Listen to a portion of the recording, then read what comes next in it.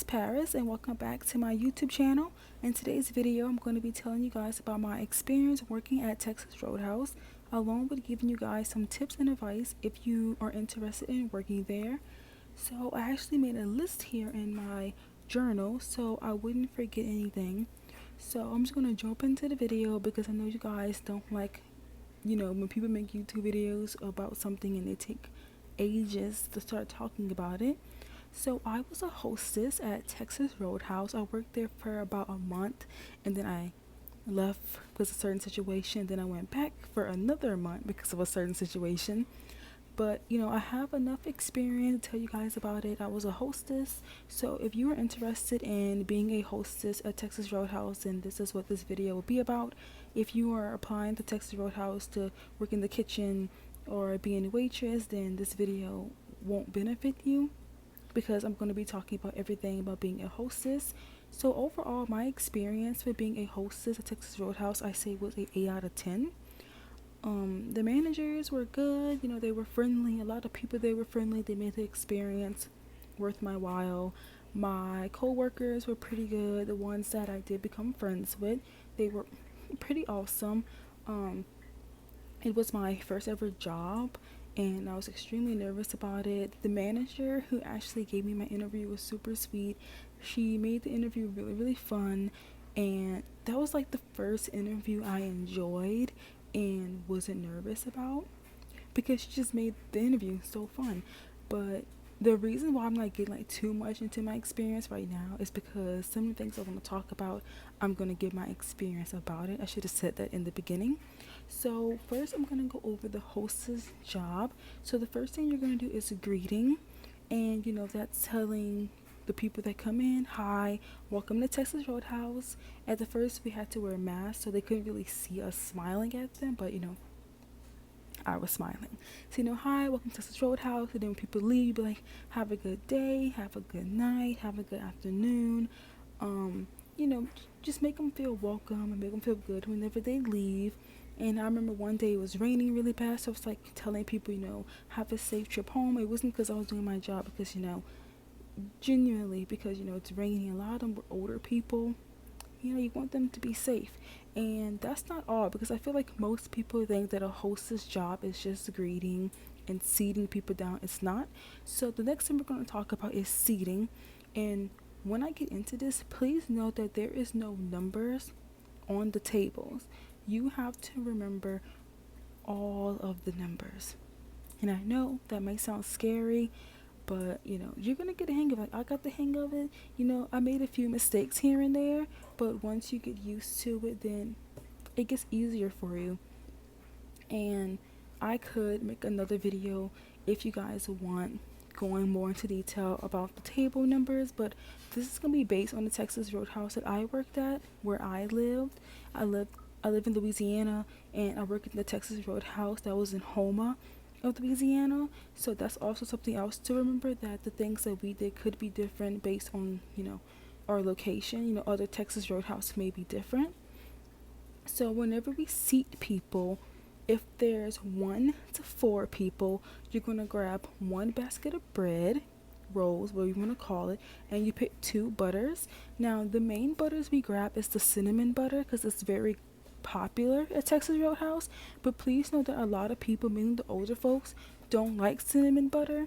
They want the regular butter. So sometimes I would put 1 cinnamon butter and 1 regular butter, just in case, because there was times where I would seat them, they would ask for it. Don't make this mistake. Please don't go back and get them butter if they ask for a different one, because you have to seat other people. Please let the server do that. That's their job. I kept doing that, being the nice person that I am, and kept getting backed up with people to seat. Now, if there's 5 or more people, then you grab the tray, because you gotta grab 2 baskets of bread and then your butter, and of course you grab your utensils on how many people. And if you make that mistake where you grab it in the towel, the napkin unfolds, just place it back. The other workers are there to fix it. Trust me, I made that mistake. And another thing, whenever it comes to seating, if you go to get the bread and there's none out, please do not wait for them to bring it out. seat your people and let them know, hey, there's no bread out, and they will let their server know, and the server will bring it to them. Another thing is whenever you're seating people down, ask them how was their last visit, how's their day going, things like that. Don't ask them, are they new here or is it the first time? That's what our manager told us, just in case they are a recurring customer. And I know a lot of you will be like, well, I'm new, how am I supposed to know? I don't want to offend them. Just ask it anyway. That's what our manager told us to ask them. And if they have kids, you ask them, well, do you need a kids menu? And then the kids menu is right there by the Hostess stand. Yes, you may come across some kids who may jack it out your hands. I did. Yeah, kids can be really mean. So that's everything about seating. Oh, and watch where you're going. It's really hard to turn around and be like talking to them, and you have to watch where you're going. I've almost ran over a bunch of little kids running around. Be careful. And they may ask you for peanuts. The peanuts, depending where they're seating it, may be closer so you can hurry up and grab it for them. But if you have them way over there and they're like, can we have some peanuts? You might as well be like, hey, your server got to do that, because you got other people to seat. You don't have time for that. Just remember that. So the next job is updating. This job was actually pretty fun. I would rate this job a 6 out of 10. So updating is whenever you have your earpiece in your ear, your walkie-talkie on your pants, and you have to update, which means you have to walk around the whole entire store and update. Now you could be by the board. It's a bit easier. One of our managers didn't like that. She likes for us to actually walk around the store. You're probably wondering, what do I have to update? You have to update when people are getting up and leaving, when they're boxing up. I'm going to go into that, what that means. Whenever a table needs to be clean. For example, let's say you're updating, you're walking around, and you look at the booth 521, and the couple, they're putting their trays, and you're going to be like, well, 521 is boxing up, 521. You might want to say it just twice, just in case they can't hear you, because the store will be playing loud country music nonstop every day, and it's pretty loud. And then that would let the busters know that, okay, let me get my stuff ready, because they're boxing up, they're about to leave. And then let them know 521 needs to be clean, 521, so that can help them. And then you might want to you want to keep a towel with you with some spray just to wipe down. I know you're probably, that's the buster's job, where you have to still do that when you're updating, to wipe down the sauce bottles, because there's a particular sauce that's not on the table or the booth unless they ask for it. Another thing about seating, sometimes when you seat people, they may not want to sit there. Our Texas Roadhouse was busy 24/7, where there wasn't enough booths or tables left to bring them there. And it was a bit annoying sometimes having to keep going back and be like, hey, they want to be moved. Because, and they would get upset with us, but it's like, we're booked, we're busy. So there may have people be catching attitudes, but you would please do not let it get to you, and let the manager know. The managers I had don't play about that. So the next thing we have are call aheads. This was my favorite, 10 out of 10. Call aheads is when you get on the booth, you stand, and you get to talk on the phone when people call in. And I'm going to give you guys an example. So I worked at the one in Houma, and when people will call, so let's pretend, ring, ring, ring. And, I'll pick up the phone and I'll be like, hello, this is Paris Johnson. Thank you for calling Texas Roadhouse in Houma. How may I help you? And they're going to let you know. And the things that I can remember, you ask them certain questions like, well, what time do you plan on getting here? And they'll let you know. And then there's a thing at the top, you let them know how long their wait would be. And then you ask them for their name, their cell phone number. Of course, you repeat all of this to them.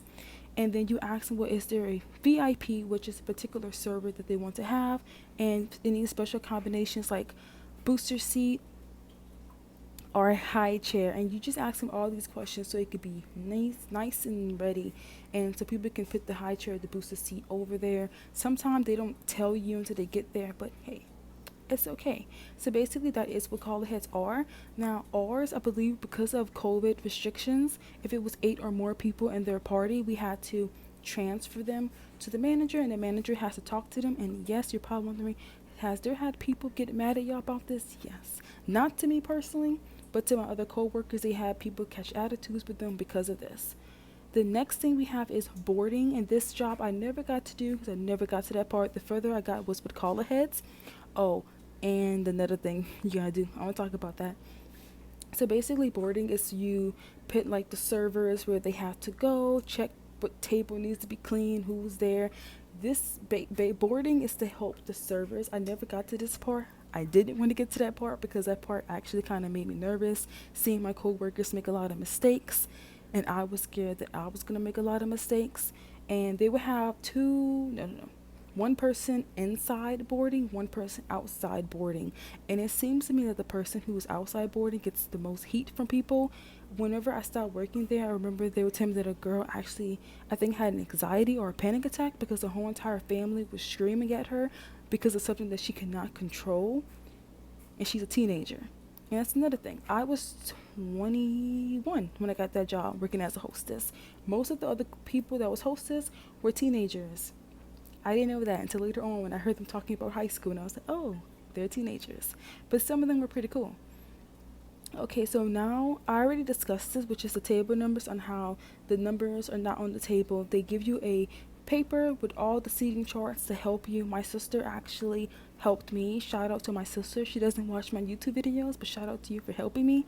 But I did a pretty good job remembering. Like I said before, I made a few mistakes, and don't feel bad if you make mistakes. You're human. You're gonna make them.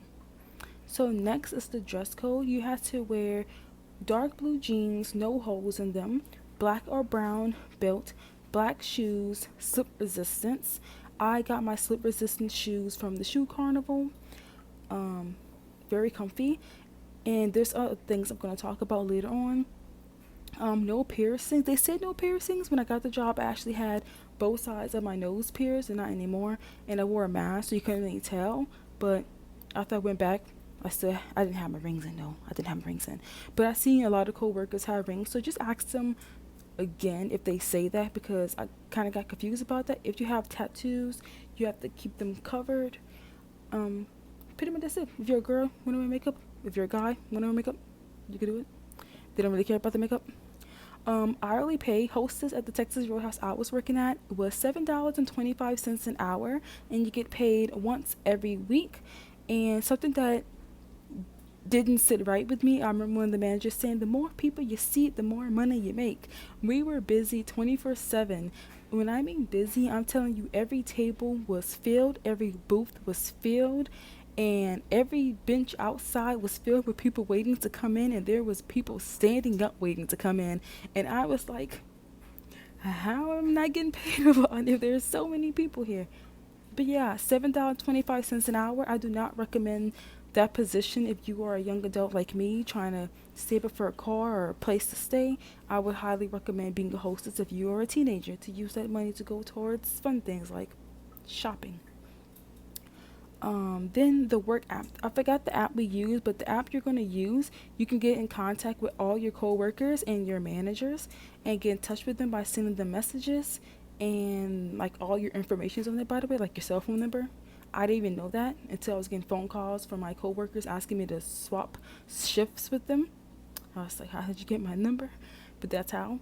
So you can do that, and let's say, for example, let's say me and you were working together, and it turns out I have a doctor's appointment and I had a shift available, and I click anybody wants it and you want it. You click it, and then you have to wait for the manager to confirm it, of course.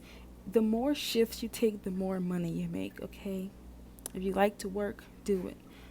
The benefits. There's a lot of benefits, but I can only remember the one on top of my head. I believe you get a 30% off if you eat there.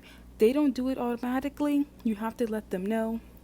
Next benefit is the free bread, rolls after you clock out. Delicious. And the free drinks round the clock. You can get free drinks how many you want. That was the best part about that. So the next part is what I didn't like about my job was the no breaks if you were over the age of 18. Yes, that is right. If you were over the age of 18 years old, you do not get a break whatsoever. So that means you're going to have to be on your feet all day until you get off. This was not good for me because I am flat-footed and I do not have an arch in my foot. And before, when I started working, I didn't know this until like my second day. And since I'm flat-footed, I don't have an arch, standing on my feet all day causes very much intense pain. And I am a plus-size girl, so I do have more weight on my body. So the pain was really bad, to the point where I could barely walk properly. I've been dealing with this since I was younger. I was born flat-footed, and I didn't have any shows. So the second time I went back to work, I ordered some shows. I did the doctor shows. I went on the website, paid like $70 something for that to get customized. That didn't work. That's another story. Like, I don't know what to do about that. But yes, if you're over 18 years old, you do not get breaks. The only way you get breaks when you're over 18 years old is if you have to work a double shift.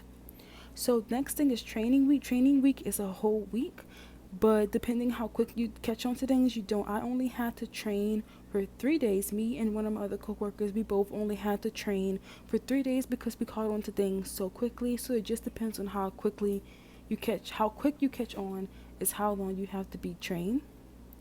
So the next thing is being cut. Basically means when you can go home. It doesn't mean you're fired. I know it probably sounds like that, but it means you can go home.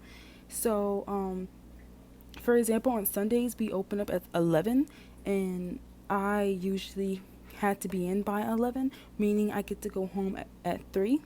So this is another thing we get to. Before you get off at 3, you have to do your chores, sweep, bathroom, whatever they want to give to you.